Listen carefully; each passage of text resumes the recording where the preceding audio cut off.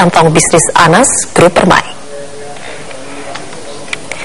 Nazar bersaksi dalam sidang dugaan gratifikasi dan pencucian uang proyek Hambalang dan mengungkapkan awal proyek Hambalang diintervensi oleh mantan Ketua Umum DPP Demokrat Anas Urbaningrum agar anggaran digolkan oleh Kementerian Keuangan saat itu Agus Martowardoyo. Nazar juga membenarkan adanya pencatatan bon uang dalam jumlah besar untuk para Dewan Pengurus Cabang Demokrat agar menyumbangkan suaranya untuk Anas dengan jumlah antara 10 hingga 30 ribu dolar Amerika Serikat. Mengenai aliran dana Kongres Demokrat, Nazar mengungkapkan Anas memerintahkan untuk membakar seluruh data keuangan dari kantong bisnis yang dimiliki Anas Urbaningrum.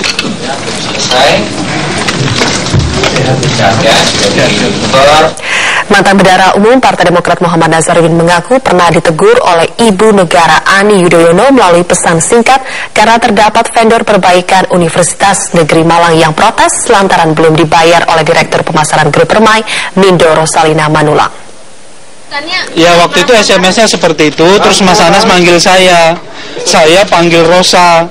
Saya bilang kok ada kejadian seperti ini, itulah makanya ditandatanganin fakta integritas sama semua, baik Permai Group, baik kantornya Mahfud, baik kantornya Fahmi, kantornya Wila, tidak boleh lagi bawa-bawa nama saya, nama Mas Anas. Itu kalau sempat mereka ada bawa-bawa didenda 1 miliar. Bu Ani namanya dibawa-bawa apa gimana? Bukan, Bu Ani itu intinya meluruskan ada satu perusahaan tagihannya belum dibayar sama Rosa.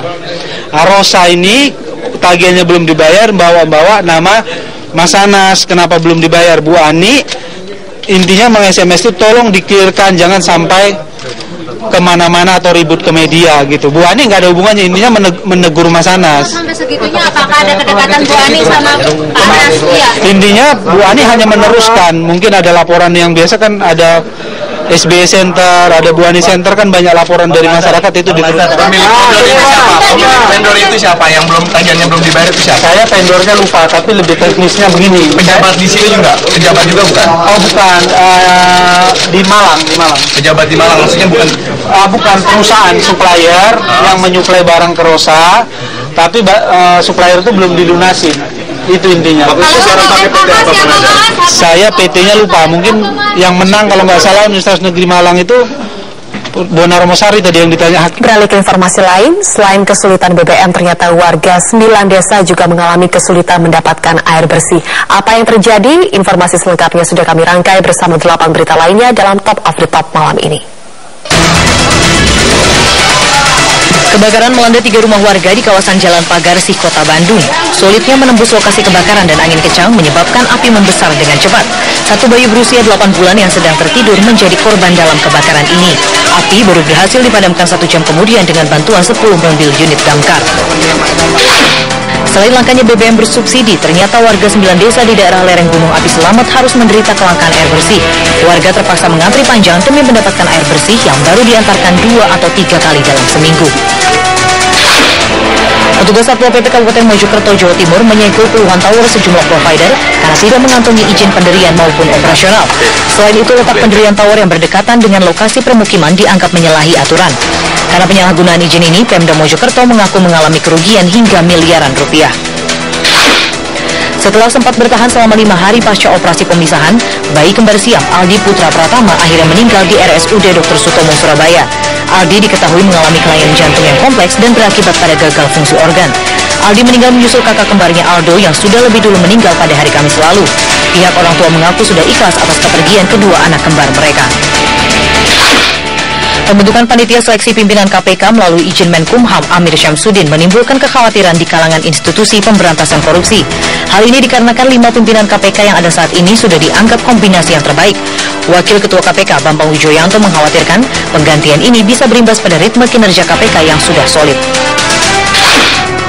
Jaringan Kota Pusaka Indonesia bekerja sama dengan Kementerian PU mengusulkan kota Sawalunto di Sumatera Barat sebagai kota warisan dunia UNESCO. Sawalunto yang juga dikenal sebagai kota tambang ini diketahui memiliki daftar panjang bangunan dan infrastruktur yang penuh dengan nilai-nilai sejarah. Pemda setempat diharapkan memiliki komitmen untuk melestarikan cagar budaya yang ada. Gempa berkekuatan 6 skala Richter mengguncang wilayah pantai di California Utara. Sejumlah rumah sakit dilaporkan sibuk menerima para korban yang terus berdatangan. Pusat Survei Geologi Amerika mengungkapkan gempa kali ini merupakan gempa kedua terkuat setelah gempa Loma Prieta yang sempat menghancurkan California di tahun 1989 dengan kekuatan 6,9 skala Richter.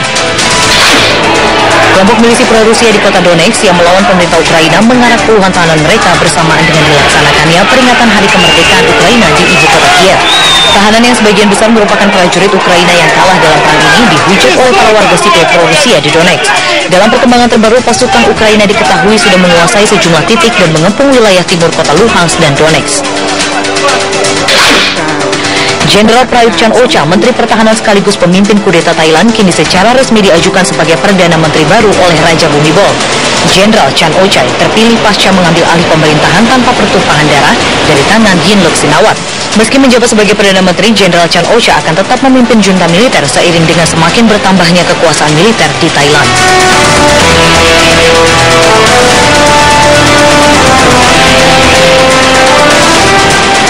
Kami akan kembali selepas jeda berikut, tetaplah bersama kami pemirsa di Top News.